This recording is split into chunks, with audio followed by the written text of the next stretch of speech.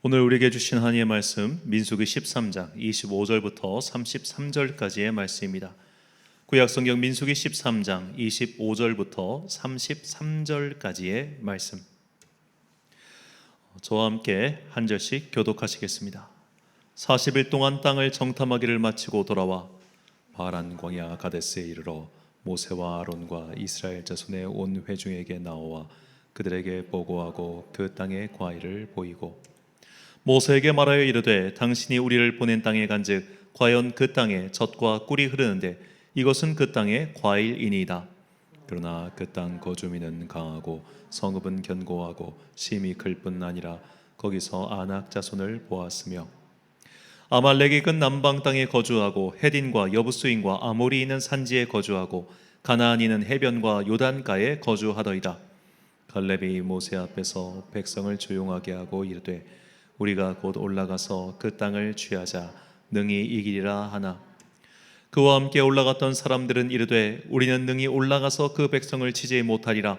그들은 우리보다 강하니라 하고 이스라엘 자손 앞에서 그 정탐한 땅을 악평하여 이르되 우리가 두루다니며 정탐한 땅은 그 거주민을 삼키는 땅이요 거기서 본 모든 백성은 신장이 장대한 자들이며 함께 있습니다. 거기서 네피림 후손인 아낙 자손의 거인들을 보았나니 우리는 스스로 보기에도 메뚜기 같으니 그들이 보기에도 그와 같았을 것이니라. 아멘. 현실 자각의 시간이 왔을 때란 제목으로 하나님의 말씀 선포하겠습니다. 올해 11월 17일에 대학 입시 수학 능력 시험이 있습니다. 오늘은 그 수능 바로 40일 전이죠. 자, 우리 교회도 이제 계속해서 수험생들 위해서 기도하고 있는데 아무쪼록 이 땅의 모든 수험생들에게 좀 마음의 힘이 되는 이 40일의 시간이 되기를 함께 기도해 주시길 부탁드리겠습니다. 자, 이 대학 수학 능력 시험을 출제하는 곳은 한국교육과정평가원입니다. 이 교육과정평가원에서 매해 이 수학 능력 시험의 난이도 조절을 위해 모의고사를 실시하는데 이게 6월 전국 모의고사와 9월 전국 모의고사입니다. 이 난이도 조절을 위해 실시하다 보니까 이 두 가지 특징이 있는데 일단은 이 6월 모의고사와 9월 모의고사는 실제 수능보다 어렵게 출제가 됩니다. 그리고 이 6월과 9월 모의고사 때 전국 단위이기 때문에 현직 그러니까 고3 수험생뿐만 아니라 N수생, 재수생, 삼수생, 사수생 기타 등등 모든 수능을 치르는 관계자 및 수능 시험 당사자들이 다 같이 시험을 보는 모의고사가 6월달과 9월달 모의고사예요. 자, 이 6월달과 9월달 모의고사를 이 고3 현직 수험생이 치르고 나면 그들에게 큰 충격이 오는 시간이기도 합니다. 왜냐하면 이제 수능을 위한 모의고사는 크게 두 종류가 있는데 전국 연합 학력 평가가 있고 한국 교육과정 평가에서 하는 게 있어요. 이게 둘 다 전국 단위 시험인데 이 3월, 4월, 7월, 10월 10월달 시험은 이제 10월 12일 날 있습니다. 이 시험은 전국의 고3 학생들만 치러요. 전국의 고3 학생들. 그런데 이 6월과 9월은 재수생까지 다 같이 치릅니다. 그러다 보니까 이 6월달과 9월달의 시험 성적이 실제로 이번에 대학에 들어가는 모든 사람들의 성적이라는 거예요. 이때 진짜 내가 목표로 하는 대학에 들어갈 실력이 되는구나 안 되는가를 딱 알게 되는 시험이 6월달과 9월달 모의고사라는 겁니다. 자, 그 이전까지 아이들은 주로 학교 내에서만 경쟁을 하죠.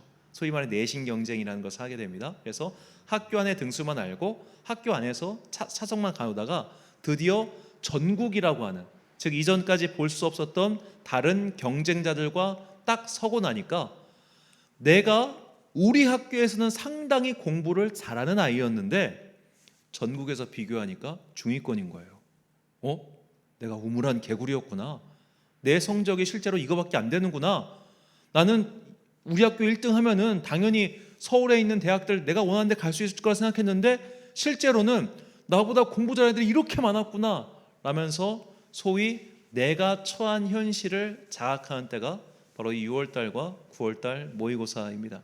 그래서 아이들이 이때 많이 실망하고 또 이때부터 의외로 나 공부 안 해 라는 그런 거를 느낀 애들이 꽤 많다고 하죠. 자괴감, 무력감이 찾아오는 겁니다. 이렇게 자신이 처한 현실을 자각하는 시간, 이것을 요즘 말로 소위 현타가 온다고 하죠. 현타. 원래는 이제 현자 타임이라는 뜻인데 이걸 요새는 현실 자각 타임 이렇게 바꿔서 부르고 있습니다. 그래서 뭐 이제 방송 같은 거 보면 소위 뭐 현타가 세게 왔다 이런 표현이 등장하는데, 내가 소위 말해 내가 어떤 기대했던 것, 내가 바랬던 것보다 내가 처한 현실이 더 엄중할 때, 혹은 내가 처한 위치가 생각보다 훨씬 낮을 때 우리는 이런 현실 자각 타임을 갖게 되고, 그 때문에 많이 괴로워하고 힘들 때가 참 많죠.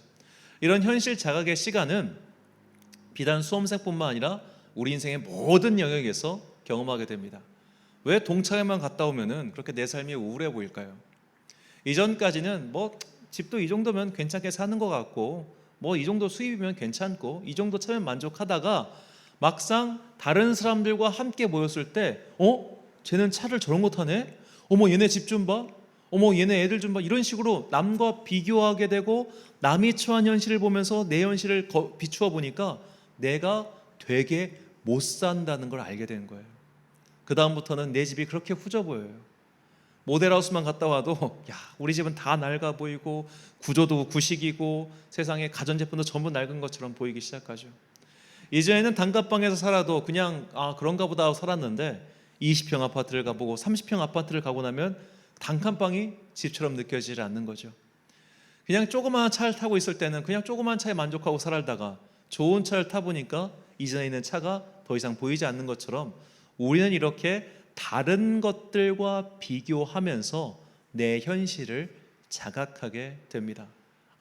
이런 거구나. 내가 지금 이런 상황이구나. 그렇게 말이죠. 그렇다면 우리는 이런 현실 자각 타임이 세게 왔을 때 어떻게 해야 될까요? 그냥 정신 승리하듯이 비교하지 마, 지금 너가 처한 상황에 만족해, 이러고 넘어가야 하는 것일까요? 자, 오늘 본문은 이렇게 현실 자각 타임, 소위 말해 현실의 그 무게와 크기가 세게 나를 덮쳐왔을 때 이것을 극복한 믿음의 사람들의 이야기를 우리에게 전해주고 있습니다. 오늘 현타 맞은 주인공들은 바로 출애굽한 이스라엘 공동체입니다. 이 사람들이 이제 목적지인 가나안 땅에 들어가기 전에 그 12명의 정탐꾼을 뽑아서 그리로 보냅니다. 이 12명의 정탐꾼은 그냥 정탐꾼이 아니라 각 지파별 수령들, 즉 지도자급 인사들 12명을 꾸려서 보냈어요. 자, 그들이 가나안 땅에 들어가서 이제 그 땅을 40일간 정탐하고 돌아와서 모세에게 보고를 하죠. 어느 민족은 어디에 있고 어느 지파는 어느 민족은 어디에 있고, 또 가보니까 실제로 그곳은 굉장히 소출이 풍성해서 이렇게 열매가 주렁주렁 맺히는 곳이었습니다 라고 보고를 합니다. 제가 이제 다른 외국에 가서 저도 경험한 건데, 제가 그 스페인에 가보니까 감자가 정말, 우리나라 감자는 커봐야 제 주먹보다 한 그 정도만 하지 않습니까? 감자가 어린애 머리통만한 게 있는 거예요. 가격은 우리나라 감자의 5분의 1도 되지 않았습니다. 지평선 저 끝까지 포도밭이에요.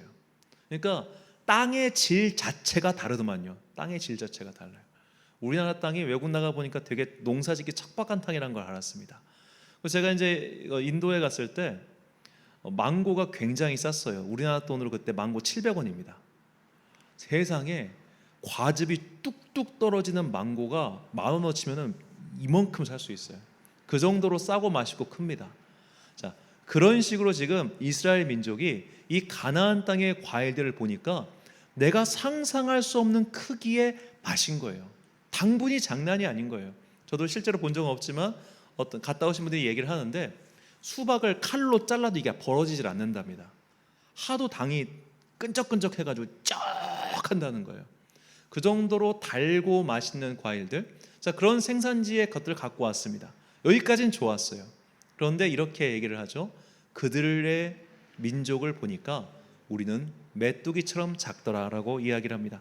본문 32절과 33절 말씀입니다. 이스라엘 자손 앞에서 그 정탐한 땅을 악평하여 이르되, 우리가 두루다니며 정탐한 땅은 그 거주민을 삼키는 땅이요 거기서 본 모든 백성은 신장이 장대한 자들이며, 거기서 네피림 후손인 아낙 자손의 거인들을 보았나니 우리는 스스로 보기에도 메뚜기 같으니 그들이 보기에도 그와 같았을 것이니라. 자, 네피림이라고 하는 것은 고대의 거인들을 뜻합니다. 즉 고대의 거인들의 후손이라고 생각할 만큼 그들은 신장도 거대하고 굉장히 아주 강해 보였다 이 말이에요. 실제로는 사실 그들이 모두 같은 인종이기 때문에 그렇게 큰 차이가 날 리가 없어요. 무슨 우리나라 사람과 저 북구 유럽 사람처럼 딱 보자마자 와, 기골이 장난 아닌데, 이런 느낌이 드는 인종 차이가 아니었다는 겁니다.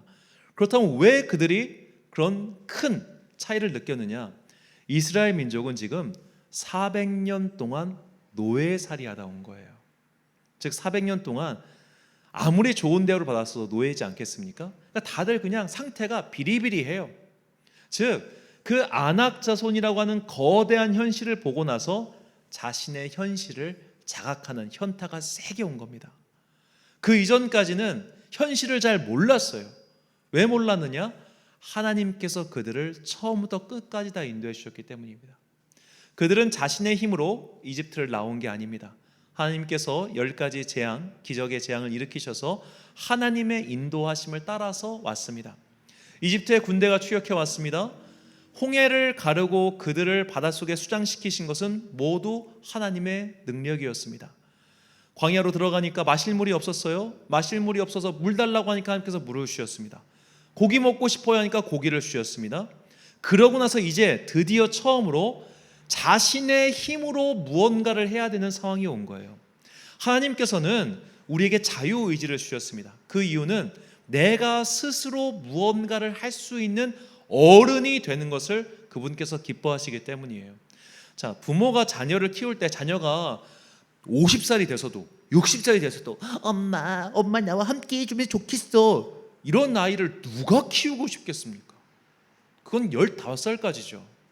50이 돼서도 엄마 하는 아들을 누가 좋아하겠냐고요.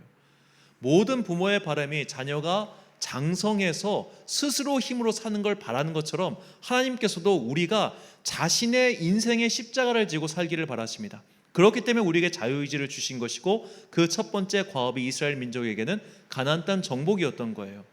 이제는 자신의 힘으로 무언가를 해야 되는 과제가 주어졌습니다. 그리고 자신의 힘으로 이걸 해야 되는데 그들이 볼 때 우리는 저들을 도저히 이길 수가 없는 거예요. 우리는 군사훈련을 받은 적도 없어요. 우리는 변변한 무기도 없어요. 그런데 저들은 성벽이 있고 더구나 신장도 우리보다 세고, 나름 그래도 우리가 머릿수는 좀 있다고 생각했지만 가보니까 머릿수도 딸리는 것 같아. 이건 도저히 이길 수가 없어요. 그렇게 세게 현타가 옵니다. 그리고 나서 그들은 말하죠. 우리 다 죽었다. 우리 다 망했다.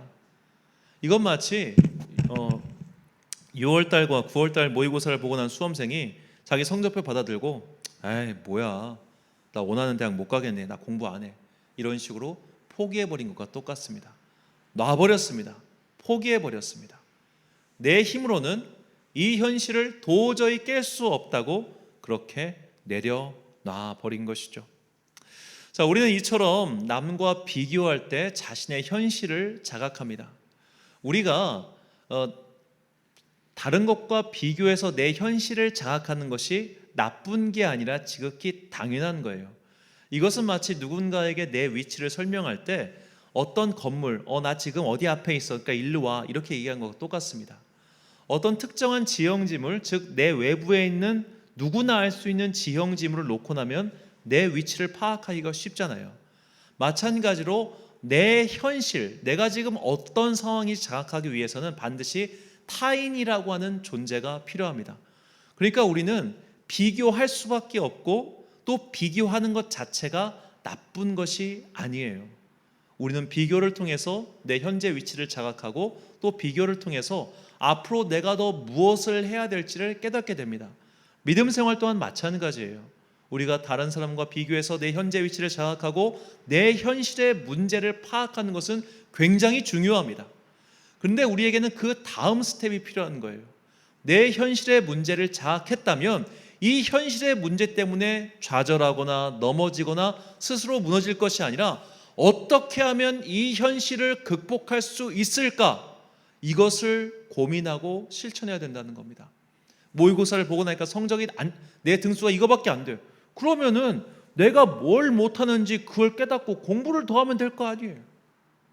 내 현실이 나는 나름 만족하고 산다고 생각했는데 내가 사는 집이 후졌네? 내가 사는 아파트가 너무 낡았네? 그럼 어떻게 해요? 열심히 벌어가지고 다른 집, 내가 원하는 집을 가야죠. 물론 말처럼 쉬운 것이 아니라는 건 제가 너무나 잘 알고 있지만 우리는 이런 식으로 현실을 자각하고 나서 그 다음 스텝을 위해서 힘을 내어 전진해야 된다는 겁니다. 오늘 본문에는 바로 그 힘을 내어 전진했던 갈렙과 여호수아라는 인물이 나옵니다. 이 사람들도 똑같이 12명의 정탐꾼, 12명의 지도자 중 2명이었습니다. 이들도 똑같은 현실을 봤어요. 하지만 그들의 대답은 다릅니다. 민수기 14장 6절부터 19절까지의 말씀 제가 읽겠습니다. 그 땅을 정탐한 자 중 눈의 아들 여호수아와 여분네의 아들 갈렙이 자기들의 옷을 찢고 이스라엘 온 회중에게 말하여 이르되 우리가 두루다니며 정탐한 땅은 심히 아름다운 땅이라. 여호와께서 우리를 기뻐하시면 우리를 그 땅으로 인도하여 들이시고 그 땅을 우리에게 주시리라. 이는 과연 젖과 꿀이 흐르는 땅이니라. 다만 여호와를 거역하지는 말라. 또 그 땅 백성을 두려워하지 말라. 그들은 우리의 먹이라. 그들의 보호자는 그들에게서 떠났고 여호와는 우리와 함께 하시느니라. 그들을 두려워하지 말라. 아멘. 자, 이 말은 무엇일까요? 여호수아와 갈렙은 지금 이 말을 잘 보면은 그 앞선 정탐꾼들이 한 말 자체, 그들의 현실 인식을 부정하지 않아요. 나도 너희와 똑같은 현실을 봤어. 나도 너희의 현실 분석에 동의해. 맞아. 우리가 정복해야 될 땅은 넓고 적들은 강하고 성벽은 두꺼워. 그리고 우리는 군사훈련도 되어 있지 않고 변변한 무기도 없어. 하지만 하나님께서 우리와 함께 하시니 우리는 능히 이겨낼 수 있어. 이것이 우리의 자세가 되어야 된다는 것이죠. 현실은 언제나 동일합니다. 저 사람의 현실과 내가 처한 현실이 다르지 않아요. 문제는 이 현실을 극복할 수 있는 힘과 의지가 나에게 있느냐 없느냐의 여부입니다.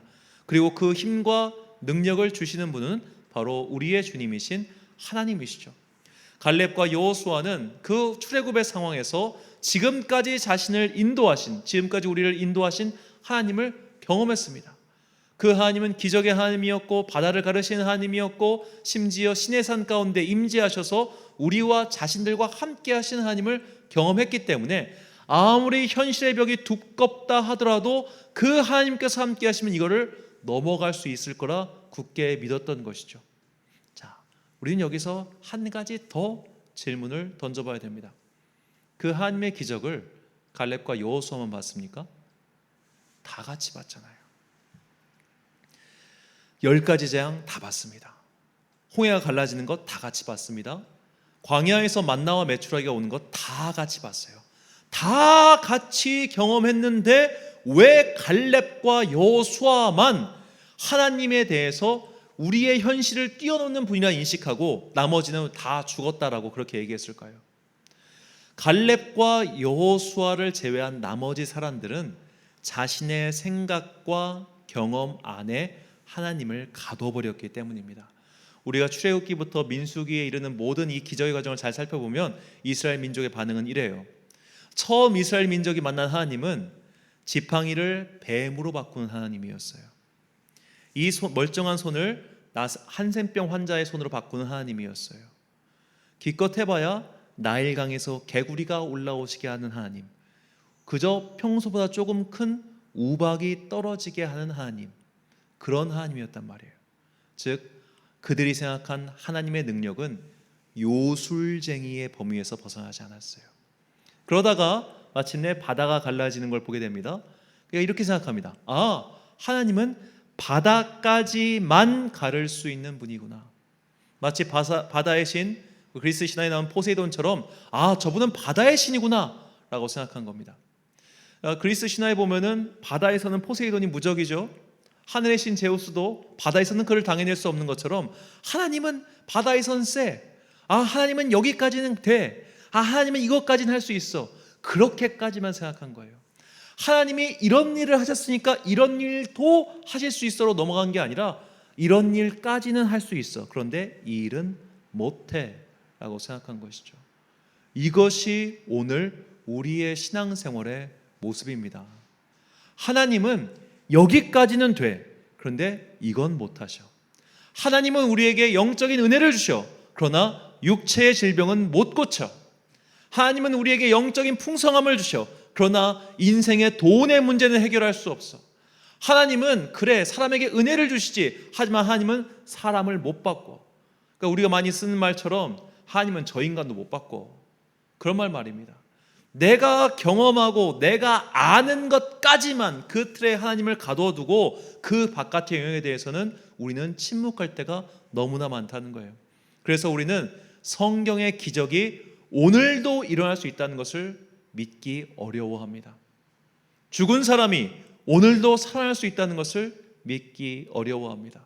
성경에서 예수님께서 귀신을 쫓아내고 병든 자를 고친 것 같은 기적이 오늘 내 삶 속에선 안 일어날 거라고, 그런 일은 매우 힘든 일이라고 그렇게 생각합니다. 이건 고대의 기록이야, 옛날 사람들의 이야기야, 그저 신화적인 이야기에 불과해, 이런 일은 오늘은 일어나지 않아 라고 그렇게 하나님의 능력과 생각을 제한하죠. 그렇기 때문에 우리는 현실을 뛰어넘고 현실을 바꾸시는 그 하나님의 능력을 신뢰하지 못하고 오늘 우리에게 센 현타가 왔을 때 그대로 무너지고 마는 것이죠. 그러므로 우리가 정말 중요한 것은 내 생각과 경험의 틀 안에 하나님을 가둬두지 않는 것입니다. 하나님께서는 능히 일으키고자 하신다면 지금도 성경 속에 기록된 그런 기적뿐만 아니라 그 외의 숱한 기적들을 우리의 현실 속에서 일으키실 수 있습니다. 믿는 자들에게는 이런 기적이 따른다고 주님께서 말씀하셨습니다. 마가복음 16장 17절과 18절 말씀 제가 읽겠습니다. 믿는 자들에게는 이런 표적이 따르니 곧 그들이 내 이름으로 귀신을 쫓아내며 새 방언을 말하며 뱀을 집어올리며 무슨 독을 마실지라도 해를 받지 아니하며 병든 사람에게 손을 얹은즉 나으리라 하시더라. 아멘. 현실의 벽은 분명히 높습니다. 그리고 우리의 상대는 분명히 강하죠. 하나님께서는 그러나 그 현실보다 높고 강하다는 것을 굳게 믿으시기 바랍니다. 그러므로 아무리 강한 현실 타격, 현실 자각 타임이 다가오더라도 그 현실을 바꾸시고 변화시킬 수 있는 능력을 가지신 주님과 함께라면 우리는 능히 그 현실을 극복하는 기적의 주인공들이 될 수 있습니다. 성경 속에 이런 현타가 세게 왔을 때 주님께 기도하여 응답받은 사람의 이야기가 있습니다. 귀신 들린 자녀를 키우는 한 아버지가 있었습니다. 그 귀신은 아이에게 말을 뺏어갔습니다. 심지어는 간질을 일으켜서 그 아이가 때로는 물에 빠지게 만들고 때로는 불 속에 뛰어들어가게 만들었습니다. 그 악한 귀신을 쫓아낼 수 있는 방법이 없었기에 그는 예수님의 소식을 듣고 예수님을 찾아가죠. 그런데 마침 그 시간대에 예수님께서 베드로 등과 함께 다른 곳에 가서 기도를 하고 계셨고 어쩔 수 없이 그 아버지는 그 아이를 예수님께 제자들께 부탁을 합니다. 예수님 제자님들 이 아이가 귀신이 들렸는데 좀 고쳐주세요. 그런데 예수님의 제자들이 그 귀신을 쫓아내지 못했어요. 자, 그때 그 아버지가 얼마나 현타가 세게 왔을까요? 지금까지 이 무너져간 이걸 갖다가 겨우 희망을 품고 살짝 와봤는데, 여러분 사람이 진짜 무너질 때는 이렇게 추락하고 있을 때 무너지는 게 아니라 추락하다가 작은 희망이 생겨서 살짝 올라가려고 할 때 다시 떨어지면 그때 쭉 떨어지는 거예요. 그때 이렇게 하다가 이렇게 하고 떨어진단 말이에요. 이렇게 뚝 떨어져 버렸어요. 그러니까 예수님이 나타나는데도 그 아버지에게 별 기대감이 없었습니다. 그래서 아버지가 이렇게 얘기하죠. 할 수 있거든 고쳐주세요. 그때 예수님께서는 그 현타를 세게 맞고 낙담하고 있는 그 아버지에게 이렇게 말씀하십니다. 마가복음 9장 23절 말씀 함께 읽겠습니다. 시작. 예수께서 이르시되 할 수 있거든이 무슨 말이냐? 믿는 자에게는 능히 하지 못할 일이 없느니라. 아멘. 사랑하는 천안 광성교회 성도 여러분, 그리고 이 예배를 함께 드리고 계신 귀한 주님의 자녀 여러분, 현타가 세게 오셨습니까? 그래서 심한 자괴감이 들고 실망감이 커지고 절망이 내 안에 계속 차오르고 계십니까? 그렇다면 주님의 이 말씀, 할 수 있거든이 무슨 말이냐? 믿는 자에게는 능히 하지 못할 일이 없다. 이 말씀을 가슴에 새기시고 현실을 극복하고 현실을 정복하고 현실을 바꿔버리는 믿음의 주인공들이 되시길 바랍니다. 성경 속에 나타난 기적을 그저 고대의 기록물로만 여기지 마시고 이러한 일들이 오늘 내 현실 속에서도 얼마든지 일어날 수 있음을 굳게 믿으시고 이 하나님과 함께 오늘도 나를 침범해오고 나를 억누르는 이 현실의 파도를 능히 극복하는 믿음의 주인공들이 되십시오. 내가 처한 현실의 장벽이 아무리 높고 두껍더라도 겁먹거나 포기하거나 자괴감을 갖지 마십시오. 하나님께서는 그 누구도 상상하지 못한 방법으로 여리고 성벽을 무너뜨리셨듯이 우리가 한 번도 경험해 보지 못하고 한 번도 생각하지 못한 방법으로 우리 앞에 놓여 있는 현실의 장벽들을 부수실 겁니다. 이 하나님을 굳게 신뢰하여 정말로 기적의 주인공, 믿음의 역사의 주인공, 새로운 내 인생을 펼쳐가는 그런 하나님의 자녀가 되시길 주님의 이름으로 축원합니다. 기도하겠습니다.